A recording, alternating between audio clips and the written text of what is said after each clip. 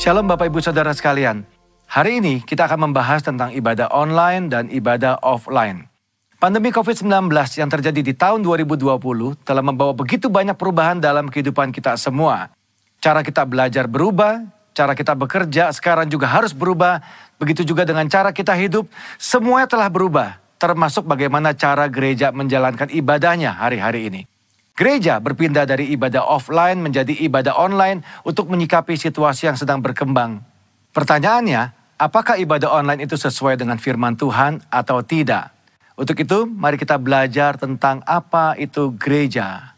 Dalam Matius 16 ayat yang ke-18, firman Tuhan berkata, "Dan aku berkata kepadamu, engkau adalah Petrus, dan di atas batu karang ini, aku akan mendirikan jemaatku, dan alam maut tidak akan menguasainya." Kata jemaat di sini diambil dari bahasa asli yaitu eklesia. Ek artinya keluar dan kalein artinya memanggil. Eklesia, Tuhan memanggil umatnya dari dalam dunia untuk masuk ke dalam kerajaan Allah. Dari pengertian ini kita bisa mendapati pemahaman bahwa gereja itu bukan bicara soal gedung, tempat, organisasi, dan lain sebagainya. Tapi gereja berbicara tentang orang-orang yang ada di dalamnya. Gereja adalah perkumpulan orang-orang kudus yang menerima keselamatan lewat pengorbanan Yesus di kayu salib, yang percaya bahwa Yesus adalah Tuhan, penuh dengan Roh Kudus dan hidupnya sesuai dengan firman Tuhan. Itulah gereja yang sesungguhnya. Dan kita adalah gereja. Ya, Anda adalah gereja. Kitalah semua gereja yang sesungguhnya. Sekarang bagaimana dengan ibadah online? Apakah ibadah online itu Tuhan berkenan atasnya? Apakah Tuhan menyertai ibadah online?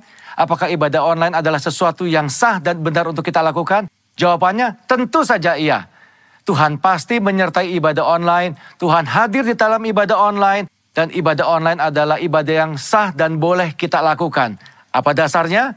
Ingat, gereja bukan bicara soal gedung, tempat, dan organisasi. Tapi gereja berbicara tentang orang-orang yang ada di dalamnya. Bagi sebagian orang, mereka merasa bahwa beribadah online rasanya berbeda dengan pada waktu ibadah offline. Tentu saja Bapak Ibu Saudara, berkumpul bersama dengan 100 orang rasanya pasti berbeda dengan berkumpul bersama 2 atau 3 orang seperti yang sedang kita lakukan sekarang. Tapi ingat, jangan pakai perasaan. Datang kepada Tuhan, pakai iman, jangan pakai perasaan. Yohanes 4 ayat 23-24 firman Tuhan berkata seperti ini. Tetapi saatnya akan datang dan sudah tiba sekarang, bahwa penyembah-penyembah benar akan menyembah Bapa dalam roh dan kebenaran, sebab Bapa menghendaki penyembah-penyembah demikian. Allah itu roh, dan barang siapa menyembah Dia harus menyembahnya dalam roh dan kebenaran. Dikatakan bahwa kita itu menyembah Tuhan yang adalah roh. Roh itu tidak bisa dibatasi oleh ruang dan waktu. Artinya, ibadah kita juga seharusnya tidak dibatasi oleh ruang dan waktu. Kenapa? Karena Tuhan bisa datang kapanpun, dimanapun, dan dengan cara apapun. Tuhan adalah pribadi yang tidak bisa dibatasi oleh ruang, waktu, dan tempat. Begitu juga seharusnya dengan ibadah-ibadah kita. Apakah masih ingat peristiwa pencurahan Roh Kudus di zaman para rasul? Mereka tidak punya gedung yang bagus, mereka tidak berkumpul di tempat yang mewah, mereka tidak punya peralatan sound system seperti yang kita miliki sekarang. Tetapi lihat apa yang terjadi pada waktu mereka berkumpul bersama-sama sebagai sebuah gereja, unity di sana. Tuhan mencurahkan rohnya atas mereka semua. Yang paling penting adalah esensinya, bukan caranya. Ibadah secara online adalah cara untuk kita melakukan sesuatu dalam menyikapi situasi yang ada hari-hari ini. Tetapi yang tidak boleh berubah adalah esensi daripada ibadah itu sendiri. Apa esensi dari sebuah ibadah? Tuhanlah yang menjadi pusat dari semua yang kita lakukan pada waktu ibadah itu berlangsung.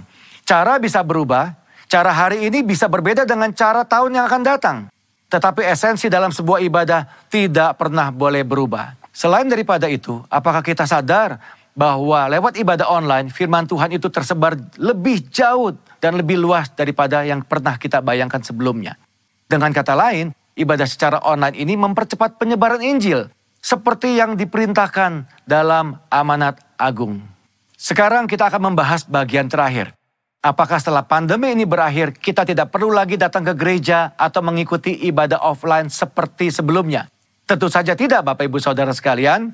Ada 3 alasan kenapa kita tetap harus datang ke gereja, berkumpul bersama-sama seperti yang kita lakukan di masa sebelumnya. Alasan yang pertama, 1 adalah atmosfer atau suasana ibadah. Yang kedua, tentang impartasi dan pengurapan kuasa Roh Kudus yang biasa dilakukan lewat penumpangan tangan. Ini sulit untuk dilakukan pada waktu ibadah secara online. Yang ketiga yang tidak kalah penting adalah tentang persekutuan bersama-sama. Ingat, gereja adalah perkumpulan orang-orang percaya. Disebut kumpulan karena memang jumlahnya lebih dari 1. Dan di dalam perkumpulan ini ada rasa saling di dalamnya. Saling sayang, saling mengasihi, saling menegur, saling membangun, saling menyapa, saling mendoakan, saling menguatkan. Nah, hal-hal seperti ini tentu sulit untuk dilakukan di dalam ibadah secara online. Pada dasarnya kita adalah makhluk sosial. Tuhan menciptakan kita tidak untuk sendirian. Kita perlu untuk bertemu, berinteraksi satu sama lain kepada saudara-saudara seiman kita. Apakah Bapak Ibu Saudara tidak kangen untuk kembali beribadah bersama-sama dengan teman-teman kita sebelumnya? Kembali saling sapa, saling tegur, bertemu dengan gembala kita sendiri. Ayo jangan tinggalkan ibadahmu hari-hari ini.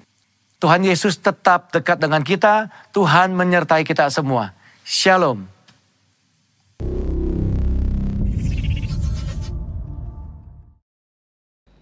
Shalom Bapak Ibu Saudara yang terkasih di dalam nama Tuhan. Kami mengucapkan selamat hari Minggu dan selamat beribadah di tempat ini. Mari kita satukan hati kita berdoa kepada Tuhan. Kita akan mulai ibadah kita. Bapak yang baik, kami bersyukur hari ini buat kasih dan penyertaan Tuhan dalam kehidupan kami. Sungguh sempurna dan indah dalam hidup kami. Hari ini kami akan memulai ibadah. Kami akan bertemu dengan Tuhan. Kiranya penyertaan-Mu, urapan-Mu, hadirat-Mu nyata dalam hidup kami. Syukur kami naikkan kepadamu. Haleluya. Amin. Shalom Bapak Ibu Saudara yang terkasih. Saya percaya Bapak Ibu yang ada di rumah, bahkan yang ada di mana saja, hari ini sedang bersuka cita mengalami lawatan Tuhan. Untuk itu mari kita naikkan pujian sukacita kita ke hadapan Tuhan.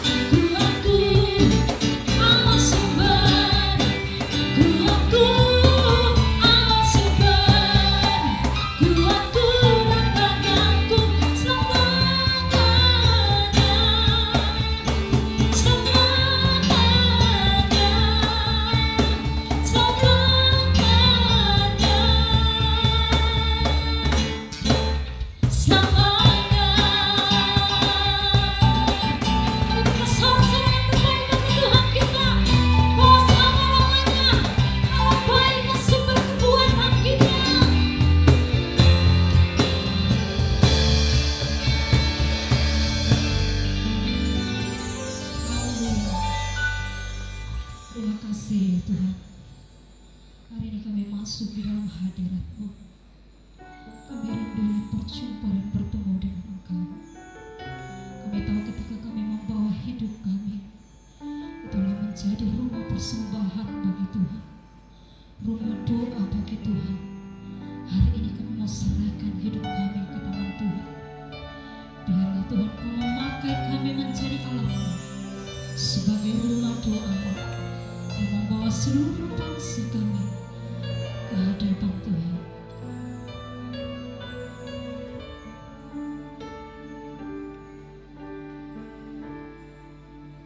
Ku bawa hidupku sekarang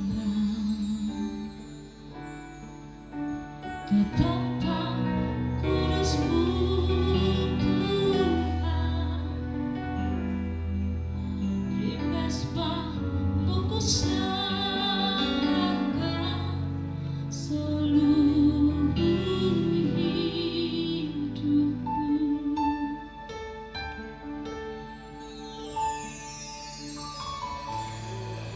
Hatiku sekarang dengan urapan yang baru, agar aku lebih mendengar suara-Mu. Jadikan aku Tuhan, rumah doaku,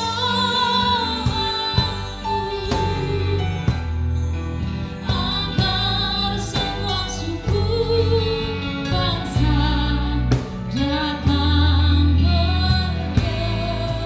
Karena yang kecil di hadapan Tuhan, Bapak Ibu Saudara. Terima kasih ya Tuhan.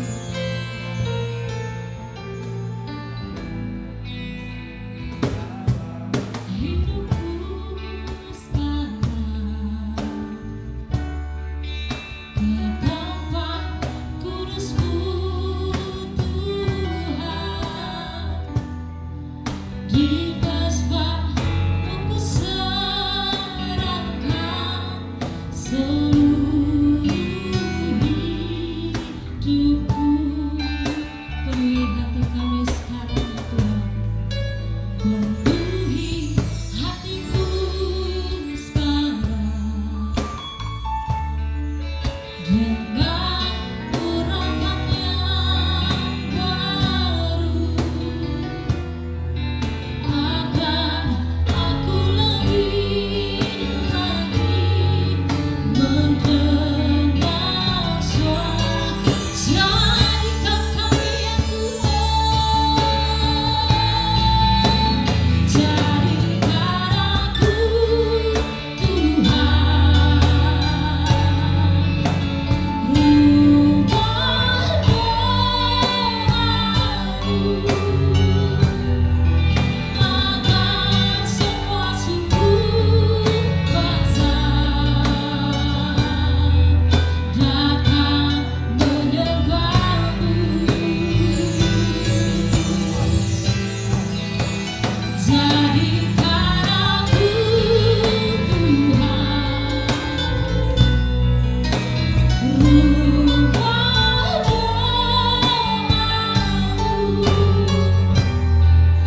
agar semua suku bangsa datang jadikan aku. Mari angkat tanganmu di hadapan Tuhan, katakan jadikan kami ya Tuhan.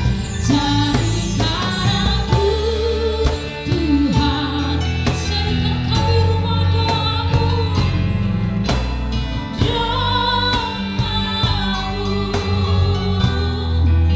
agar semua suku bangsa datang menyembah-Mu. Jadikan aku Tuhan, rumah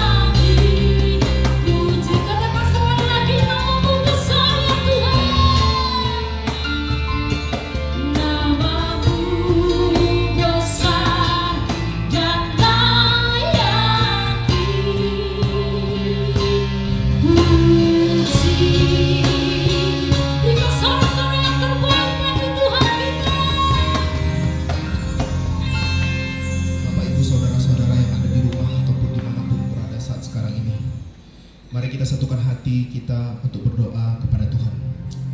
Bapak, terima kasih untuk hari Minggu yang cerah ini, dengan cuaca yang baik ini. Kami bersyukur Tuhan bahwa Tuhan masih menyertai kami. Dimanapun kami berada saat ini Tuhan, Tuhan ada menggenggam tangan kami dengan kuat. Dalam kondisi keadaan kami seperti apapun, Tuhan bekerja dengan baik untuk kami. Kami percaya Tuhan bahwa hari-hari ini Tuhan berikan kami kekuatan. Hari-hari ini Tuhan berikan kami kemenangan. Kami mempunyai Allah yang luar biasa. Seperti apa Tuhan terdahulu, seperti itu Tuhan yang sekarang. Kami percaya Tuhan bahwa hal-hal baik menunggu kami di depan sana. Biarlah Tuhan masa-masa yang baru ini, masa-masa new normal ini, kami bisa berjalan dengan baik bersama Tuhan. Kami akan kuat kembali bersama Tuhan. Seperti apa kami jatuh, kami percaya Tuhan mengangkat kami jauh lebih besar lagi, jauh lebih kuat lagi, sehingga kami berdiri di atas kaki Tuhan sendiri. Tuhan memberikan anak-anak Tuhan semuanya kemenangan demi kemenangan. Pencobaan-pencobaan yang kami lalui itu tidak akan lebih besar daripada kekuatan-kekuatan kami sendiri. Ada Tuhan yang merangkul kami, ada Tuhan yang memberikan kami pekerjaan, ada Tuhan yang memberikan kami peluang-peluang baru untuk kami mendapatkan hal-hal yang baru di masa-masa new normal ini. Terima kasih Tuhan, terima kasih Bapa. Kami juga mau berdoa Tuhan untuk Kota Padang Tuhan. Terima kasih di masa-masa new normal ini, biarlah kami sebagai anak-anak Tuhan bisa memberikan contoh yang terbaik, memberikan yang terbaik Tuhan untuk kota ini Tuhan. Biarlah kami bisa berdoa untuk kota ini Tuhan, memberikan kesejahteraan buat kota ini, sehingga kota ini berubah menjadi lebih baik lagi, terhindar daripada hal-hal yang buruk Tuhan. Kami percaya Tuhan bahwa ada tangan Tuhan, perlindungan Tuhan, kuasa Tuhan, jamahan Tuhan yang luar biasa bagi kota kami ini Tuhan. Kami serahkan semuanya ke dalam tangan-Mu. Kami juga berdoa untuk bangsa ini Tuhan. Terima kasih Tuhan kami dapat melalui ini semua. Terima kasih Tuhan bangsa kami dapat melalui ini semua. Walaupun Tuhan hari-hari ini begitu banyak pencobaan-pencobaan yang dilalui oleh bangsa kami, tetapi kami percaya Tuhan menyertai. Tuhan memberikan arahan, Tuhan memberikan tujuan kepada pemerintahan yang ada saat ini Tuhan.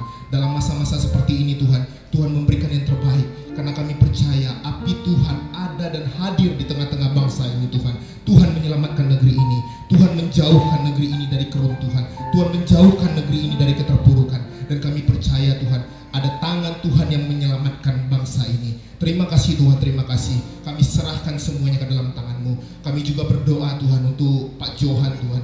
Berkati hamba-Mu ini Tuhan. Lindungi hamba-Mu ini. Di masa-masa sekarang Tuhan, Tuhan berikan hikmat-hikmat yang baru bagi hamba-Mu ini, sehingga hamba-Mu ini bisa memberikan yang terbaik untuk gereja di Rayon 19 ini Tuhan, untuk membangkitkan kembali Tuhan jiwa-jiwa kami yang mungkin mati selama ini Tuhan, mungkin jiwa-jiwa kami yang lelah selama ini Tuhan, untuk memberikan yang terbaik untuk Tuhan. Biarlah hamba-Mu ini bisa menguatkan kami melalui firman yang akan disampaikan Tuhan. Kami semua diberkati. Yang sakit Tuhan sembuhkan, yang lemah Tuhan kuatkan, yang menderita Tuhan hibur, yang tidak dapat pekerjaan, yang sudah kehilangan pekerjaan Tuhan gantikan dengan pekerjaan-pekerjaan baru.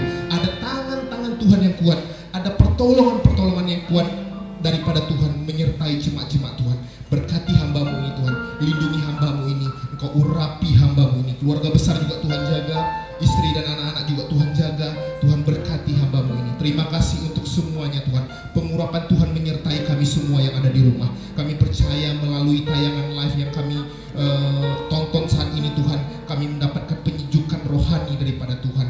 Ada rema-rema yang kami dengar dari rumah kami masing-masing, sehingga kami bisa berubah menjadi yang lebih baik menurut kehendak Tuhan saja. Terima kasih Tuhan. Kami serahkan seluruh kehidupan kami ke dalam tangan Tuhan. Ada pertolongan-pertolongan Tuhan yang ajaib menyertai kami di hari-hari kami ke depannya. Terpuji-pujilah nama Tuhan. Di dalam nama Tuhan Yesus kami telah berdoa dan mengucap syukur. Sama-sama kita katakan amin.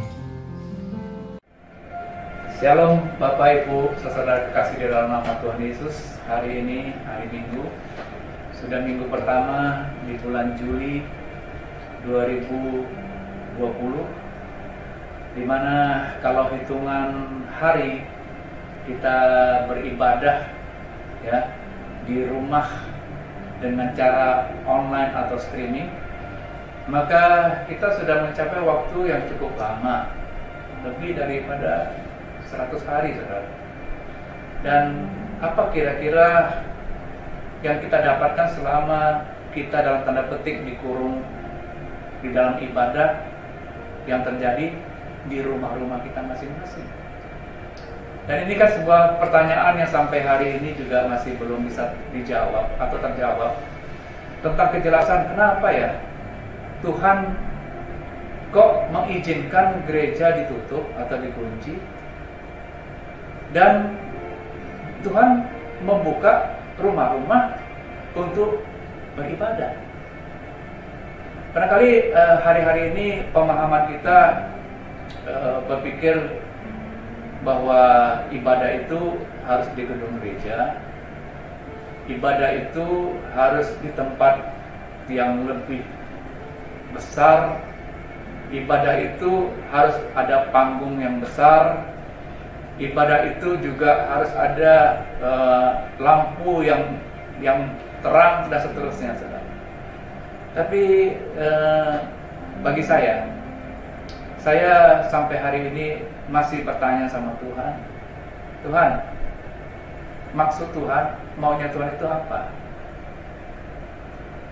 Kalau sampai hari ini kita masih belum mendapat izin dari otoritas rohani kita untuk beribadah secara offline atau onsite.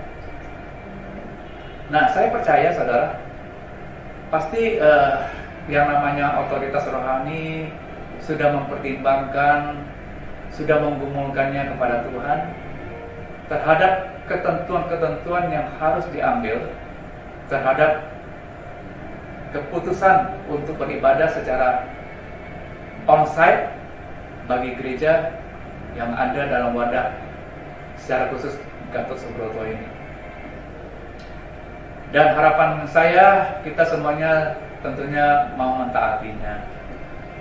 Karena walaupun mungkin ada kegelisahan-kegelisahan yang terjadi di antara kita, tapi harapan saya, makna ibadah di rumah dengan ibadah di gedung gereja tentunya berbeda, tapi kita jangan sampai kehilangan yang namanya esensi yang berbicara tentang hubungan antara kita dengan Tuhan. Nah, hari ini saya mau mengajak kita untuk bisa melihat dari sebuah cerita firman Tuhan yang diambil dari Kejadian 35 ayat yang ke-7. Bapak Ibu, kalau ada Alkitab, mari siapkan untuk bisa membacanya bersama-sama.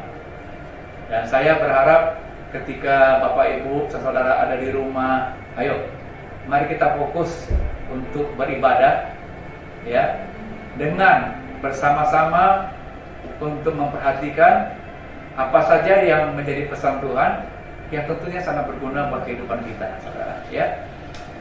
Baik, saya akan bacakan di dalam ayat 7 dari Kejadian pasal yang ke-35. Didirikanlahnya mesbah di situ dan dinamainyalah tempat itu El Betel, karena Allah telah menyatakan diri kepadanya di situ ketika ia lari terhadap kakaknya. Tokoh yang sedang dibicarakan ini namanya itu adalah Yakub.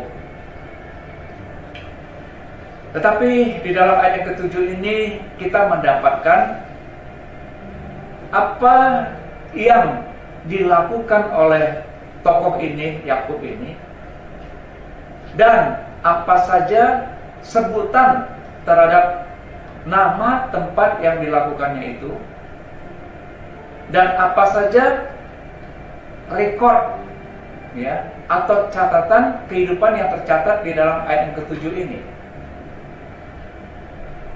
Yakub di situ dikatakan dia mendirikan mesbah.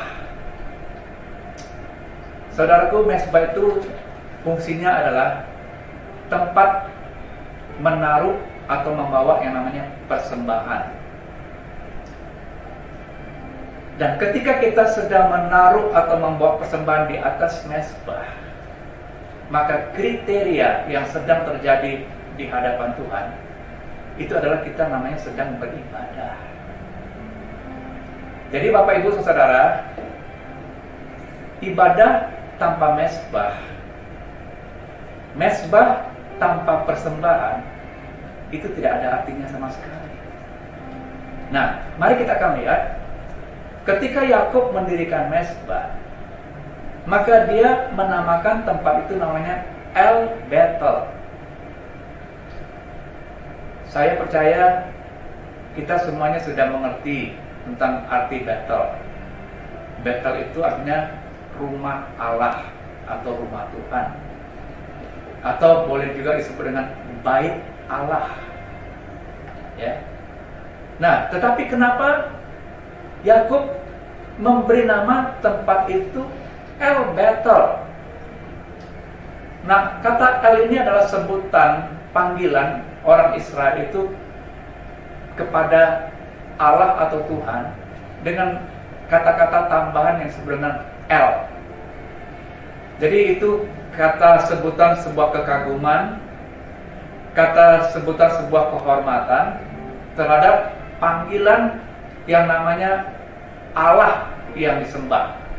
Jadi ciri-ciri Tuhan ini kan banyak, saudara. Ada El Betel, ya artinya Yakub adalah pribadi memanggil Tuhannya karena dia punya tugas membangun mezbah untuk bait Allah. Ada juga yang namanya El Shaddai. El Shaddai itu bagi orang percaya atau orang Israel itu melambangkan tentang kebesaran Tuhan, keperkasaan Tuhan.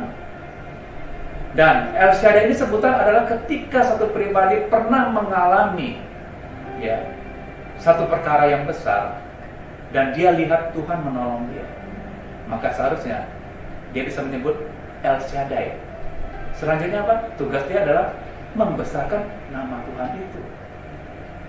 Ada lagi yang namanya El Gibor. Itu juga sebutan kepada Tuhan. El Gibor itu berbicara tentang Allah itu adalah pahlawanku.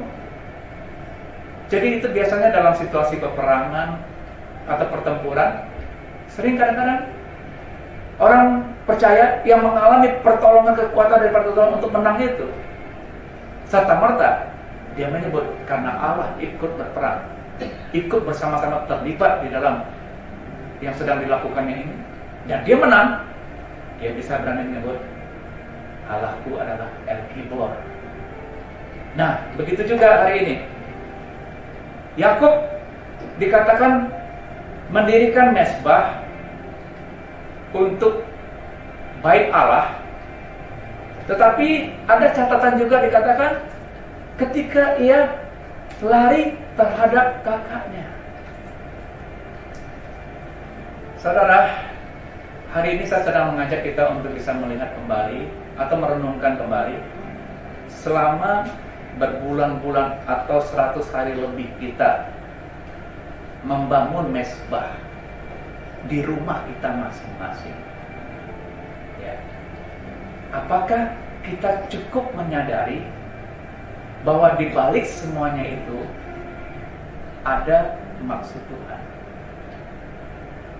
Terus terang, kita diajak untuk bersembunyi atau lari dalam situasi yang disebut dengan COVID-19 yang telah menjadi pelajaran besar bukan saja hanya bagi kita, bahkan bagi manusia yang ada di seluruh bumi. Nah, di balik pelarian kita, ya, bahwa kita harus bersembunyi di tengah daripada yang disebut dengan, kalau boleh dikatakan, amarah Tuhan. Kita harus bersembunyi di rumah kita. Bahkan juga kita juga diajarkan untuk berdoa di bilik-bilik kamar kita. Nah, apa kira-kira yang bisa kita dapatkan daripada peristiwa ini? Yakub dikatakan dia menyebut itu El Betel karena dia paham bahwa dia pribadi yang ditugaskan Tuhan untuk membangun mezbah, untuk bisa beribadah di Betel atau di rumah Tuhan. Pertanyaan saya, hari-hari ini apakah sudah ada mezbah yang terbangun di dalam rumahmu? Ya. Apakah rumahmu masih tetap menjadi rumah biasa, rumah si Udin, rumah si Joko, atau rumah apapun juga nama saudara belum menjadi Bethel atau rumah Allah. Kenapa? Ini bukan persoalan tempat, saudara.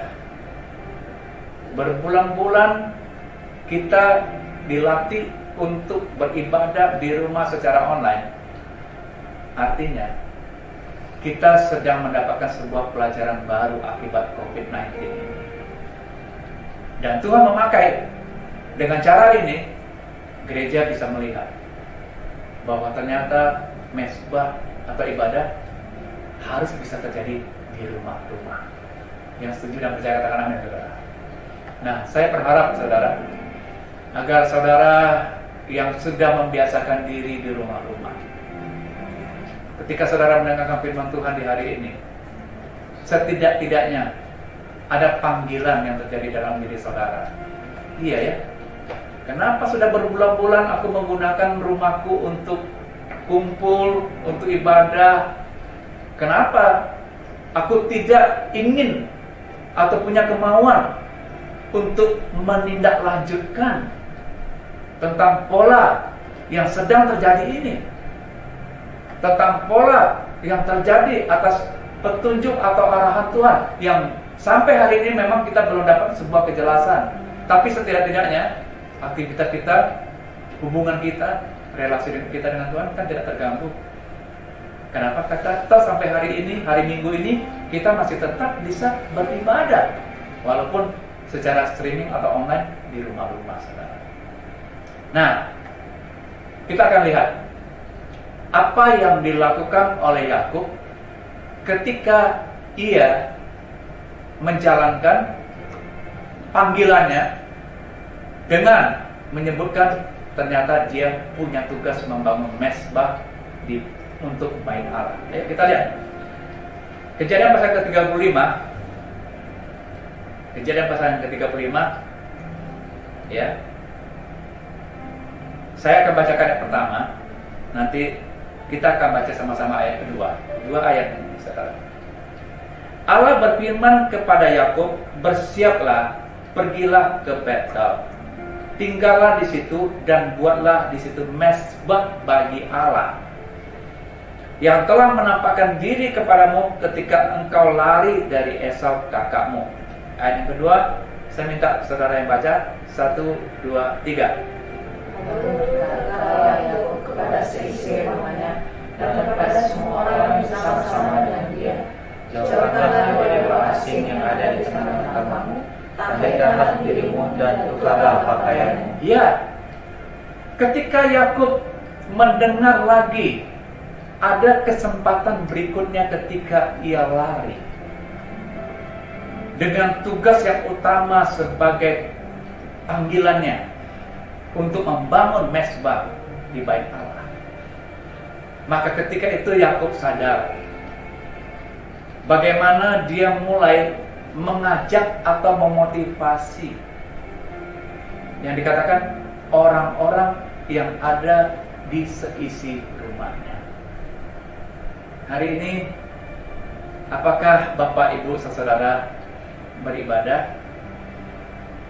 Ketika Bapak Ibu beribadah, apakah Bapak Ibu beribadah dengan seisi rumah, separuh rumah, atau mungkin secara pribadi sendiri saja? Yakub mengerti bahwa ini adalah perintah sekaligus juga ajakan. Dia sebagai pribadi yang mendapatkan mandat dari Tuhan untuk membangun mesbah. Maka hal yang berikutnya yang dipikirkan oleh Yakub adalah mengajak seisi rumahnya. Tetapi ada syaratnya. Syaratnya dikatakan, "Jauhkanlah dewa-dewa asing yang ada di tengah-tengah kamu, tahirkanlah dirimu dan tukarlah pakaianmu." Artinya saudaraku, hal yang lama, prinsip-prinsip lama yang selama ini barangkali tertanam di dalam keluarga kita, yang menyebabkan mungkin cara ibadahnya pegangan-pegangan ibadahnya yang mungkin harus mengalami perubahan. Dan tukarlah pakaianmu, tampilannya harus beda. Betapa sulitnya dulu kita beribadah kalau nggak ada gedung gereja misalnya. Betapa sulitnya kita dulu beribadah misalnya tidak ada atribut-atribut yang menggambarkan tentang kehadiran Tuhan. Harus ada burung merpati, ya, harus pakai jubah atau apa. Betapa sulitnya kalau nggak ibadah. Tapi hari ini, bersediakah kita untuk mengganti pakaian kita? Sebuah pelajaran, saudara. Memang mahal, nggak mudah untuk bisa mendapatkan keterangan-keterangan terhadap apa yang Tuhan mau.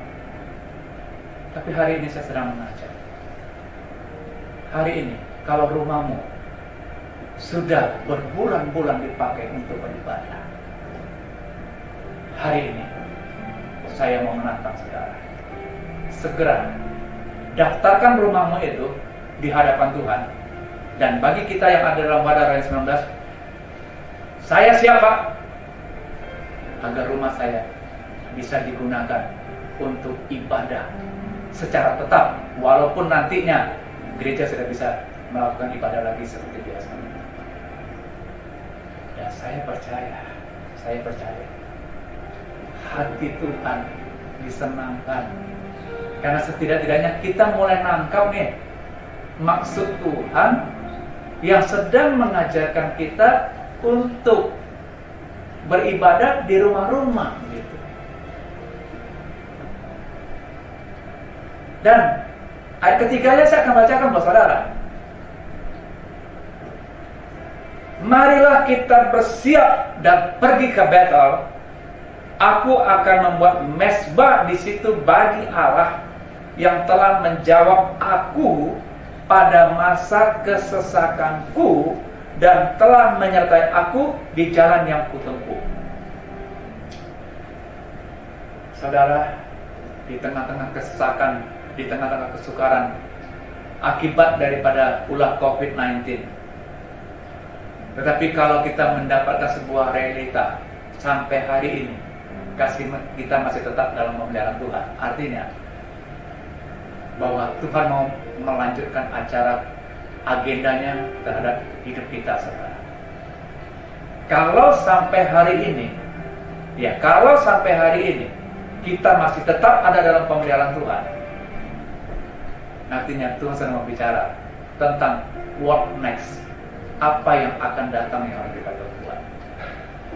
Dan kita percaya, saudara, kita semuanya alami yang namanya masa kesesakan. Kita alami yang namanya masa-masa sulit. Tetapi Yakub mengakui, di dalam masa sulit pun Tuhan tetap menyertai aku. Saudara, Yakub dalam cerita berikutnya kita tahu bahwa dia berhasil untuk melakukan panggilan atau tugas yang dipercayakan kepada dia, sehingga tugas itu dengan nama yang disebut El Betel. Aku dipanggil untuk membangun mezbah di bait Allah. Berapa banyak antara Bapak Ibu Saudara yang mau membangun mezbah di rumah-rumah pada hari-hari ini? Bisa angkat tangannya? Bisa angkat tangannya? Ya, puji nama Tuhan. Yuk nyanyikan ini yuk. Jadikan aku bait suci-Mu yang kudus dan yang tiada bercela. Jadikan aku mezbah doa-Mu bagi keselamatan bangsaku. Jadikan aku ya Tuhan, jadikan aku bait suci-Mu yang kudus dan yang tiada bercela.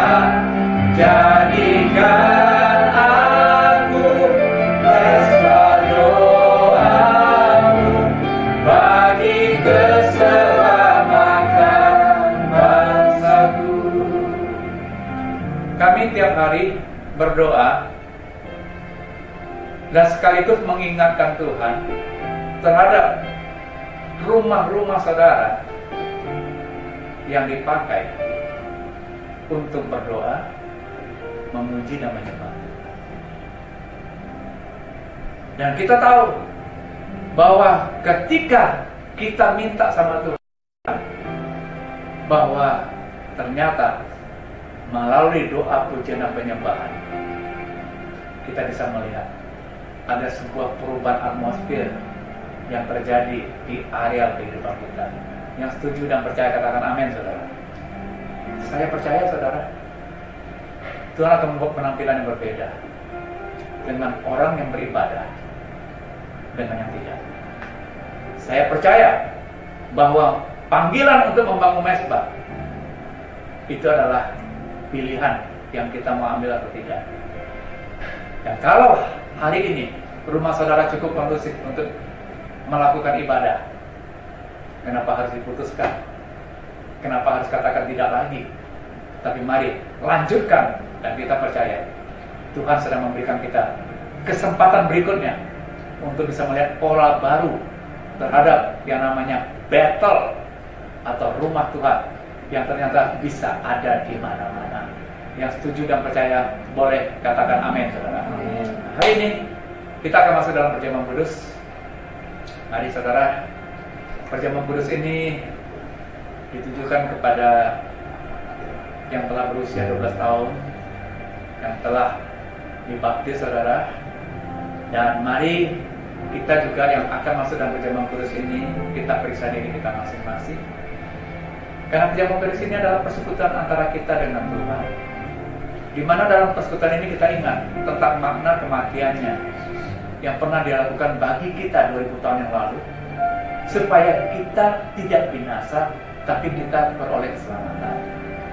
Yang kedua, makna perjamuan kudus itu juga berbicara tentang persekutuan kita yang terkini dengan Tuhan. Sampai hari ini, pertanyaannya, apakah hubungan kita tetap baik dengan Tuhan? Atau saudara mulai ngomel-ngomel, marah, menggerutu, ya, terhadap situasi atau kondisi yang kita tengah alami hari ini?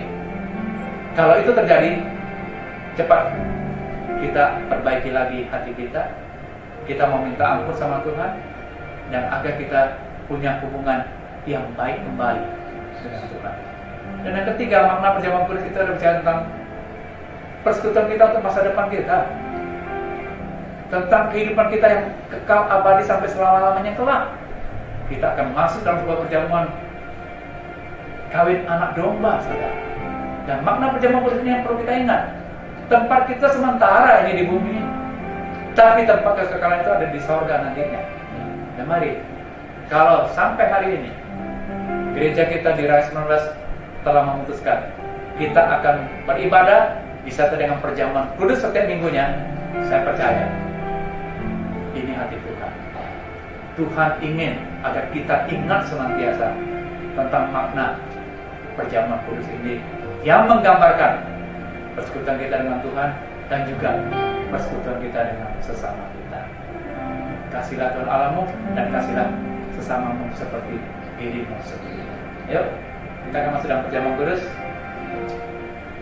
Mari saudara yang sudah mempersiapkan roti, ya, dan anggur, saudara ikuti, dan nanti perjamuan kudus ini saudara sampai mengantar roti ini.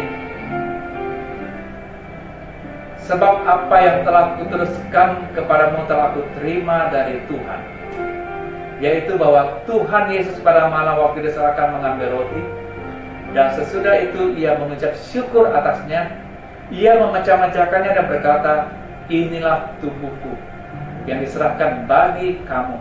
Perbuatlah ini menjadi peringatan akan aku. Saudaraku, bukankah roti yang ada di tangan kita adalah persekutuan kita dengan tubuh Kristus? Makanlah dalam nama Tuhan Yesus.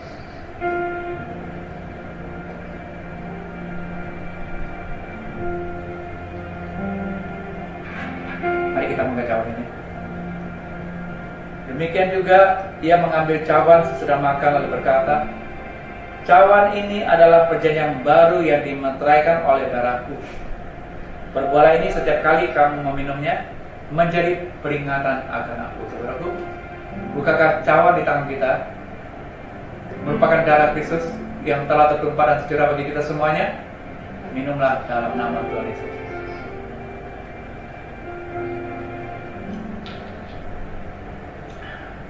Mari kita mengucap syukur dan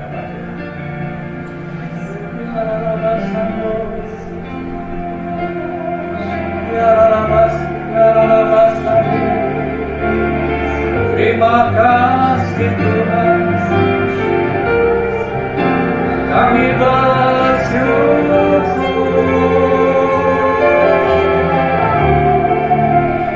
Terima kasih Bapa,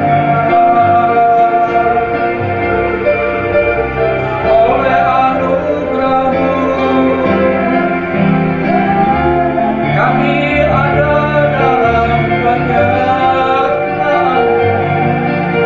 Oh, ya